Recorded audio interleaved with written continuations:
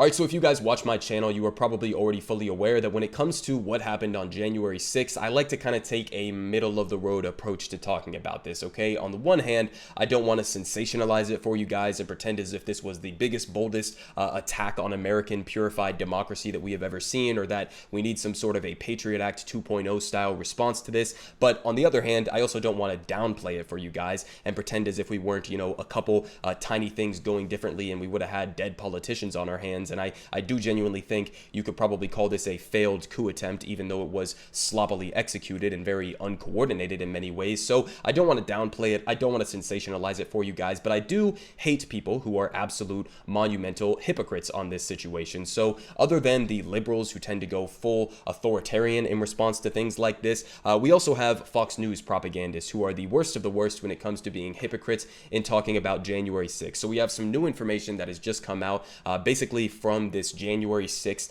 investigative probe that the government is doing. And they came out with some texts that were sent by a number of Fox News hosts directly to Trump's chief of staff as January 6th was unfolding. And these are really just revealing in terms of how much they were actually behind the scenes shitting and pissing their pants in response to what was happening at the Capitol building, and then contrasting that to how they ended up reporting it later that day and in the months since then. So here from the New York Times, Fox News hosts sent text to Mark Meadows urging Trump to act as January 6th attack unfolded, and afterward on their shows, Laura Ingraham spread the false claim that Antifa was involved, and Sean Hannity referred to the 2020 election as a train wreck. So just a little bit of details here. 3 prominent Fox News anchors sent concerned text messages on January 6th to Mark Meadows, the last chief of staff for President Donald J. Trump, urging him to persuade the president to take the riot seriously and to make an effort to stop it. And the texts were made public on Monday, shortly before the House committee scrutinizing the January 6th attack on the Capitol voted 9-0 in favor of recommending that Mr. Meadows be charged with contempt of Congress,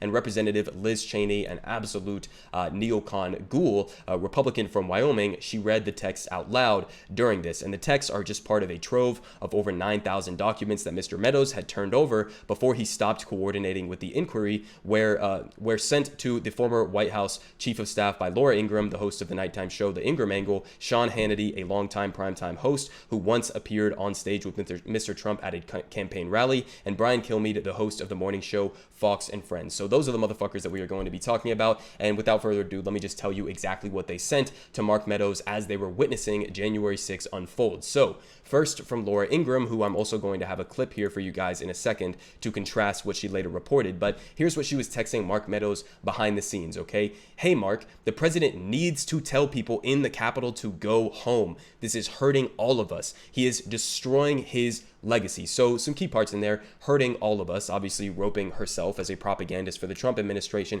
in with Donald Trump himself, and then also saying that he is destroying his legacy. And that points to 2 very key admissions here, okay, that she would never admit publicly. Number one, that Donald Trump did have some culpability in causing the January 6th insurrection or riot or whatever you want to call it, that he did have responsibility for instigating that, okay? He spent months and months and months lying about election fraud conspiracy that we later found out, according to all of the evidence, all of the data, all of the judicial processes, that there was no widespread election fraud. And in fact, the vast majority of the actual cases of fraud that occurred in 2020 that I've seen at least have been coming from Trump supporters themselves. So again, admitting, the quiet part out loud, that she would never admit in public that Trump was actually responsible for inciting this riot with the lies that he was telling people. But then on top of that, saying that it would destroy his legacy, okay? These are 2 very key points that she now is basically completely contradicting. But now let's get to Brian Kilmeade. So Brian Kilmeade said, please get him on TV, destroying everything you have accomplished. Again, tying into the destroying his legacy line that Laura Ingraham was saying. And Sean Hannity said,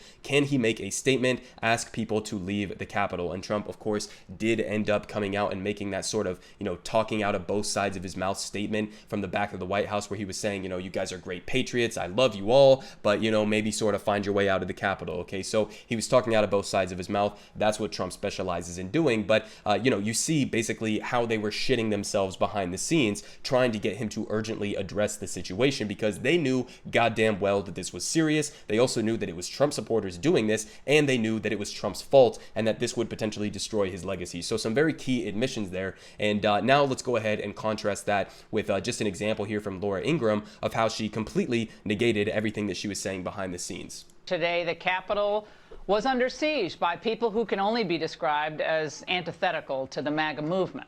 Now, there were likely not all Trump supporters, and there are some reports that Antifa sympathizers may have been sprinkled throughout the crowd. We'll have more on that later.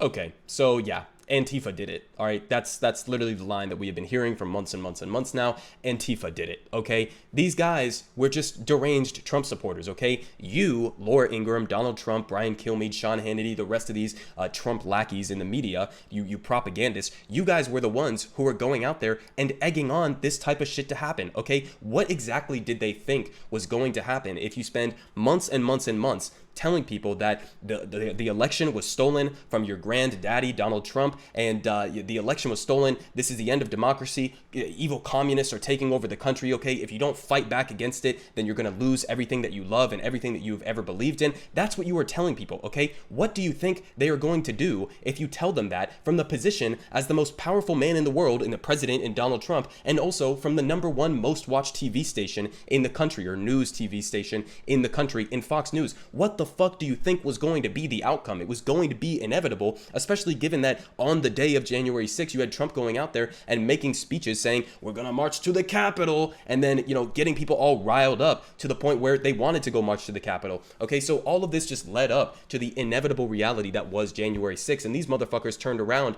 and acted surprised. They were like, oh, this must have been Antifa or something. Are you fucking kidding me? Antifa? You just texted Mark Meadows in the middle of this riot happening, okay, earlier this day or the day before. You just texted him admitting that you knew goddamn well that it was Trump supporters. You knew that Trump was responsible. You knew this was going to be reflecting poorly on him. And then they go out there and basically say the exact opposite of that when they actually come out here to lie to their viewers. Okay, so again, the hypocrisy is out there and it's glaring. Now, they did just, this is the first instance that I've seen of them commenting on this story since we got the revelations of these text messages. So let's go ahead and check in with Fox News and how they are responding to this scandal that we are talking about right now. In addition to the text from Don Jr., texts were read by the January 6th committee sent to Meadows urging him to speak to President Trump, get him to intervene quickly as the Capitol riot unfolded.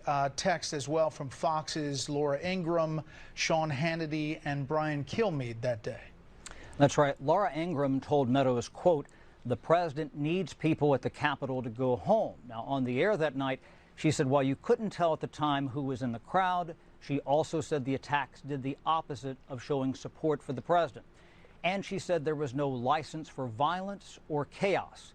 Laura, Sean, and Brian all say they stand by what they texted to Meadows privately and what they talked about on the air publicly. And okay, so listen, that says it all there at the end, okay? You literally cannot stand by both of those things and be logically consistent, okay? I just read you guys what they were saying in the text messages behind the scenes and then contrasting that with what they were then saying that night and in the subsequent months talking about and covering January 6th. Behind the scenes, they're freaking out, pissing and shitting their pants, saying that it was Donald Trump's fault, okay? That it would destroy his legacy, that he had responsibility to act in that moment to stop his supporters from continuing to attack the Capitol. And then that contrasted with what they ended up going and saying publicly. These are the exact opposite of each other. You can't possibly stand by the private texts and stand by what you've been saying publicly because they're the exact opposite of each other, okay? So the broader message in this is something that I don't even need to fucking tell you guys, because I hope at least that everybody who watches my videos is fully aware of the perverse nature of corporate media in this country, whether it's CNN, MSNBC, Fox News, OANN. All of these motherfuckers are corrupt, and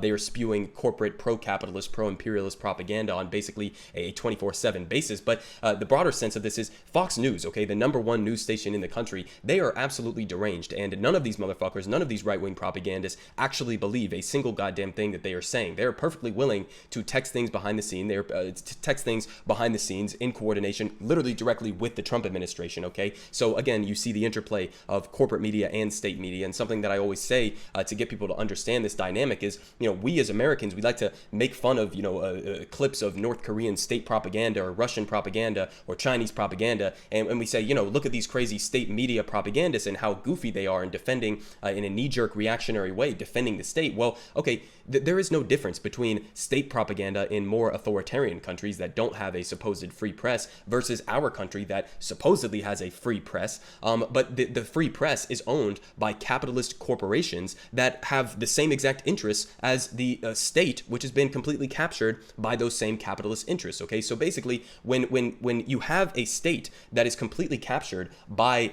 corporations, then corporate media is indistinguishable from state media. They're basically the same exact thing. So again, the broader message, we have state media in this country. We have state propagandists, whether it's in Fox News defending the Trump administration or it's CNN defending the Biden administration. These are all just propagandists, and none of these motherfuckers, especially not these corporate propagandists, these right-wing goofballs over at Fox News, none of them actually believe in what they are saying. They are just lying to their viewers.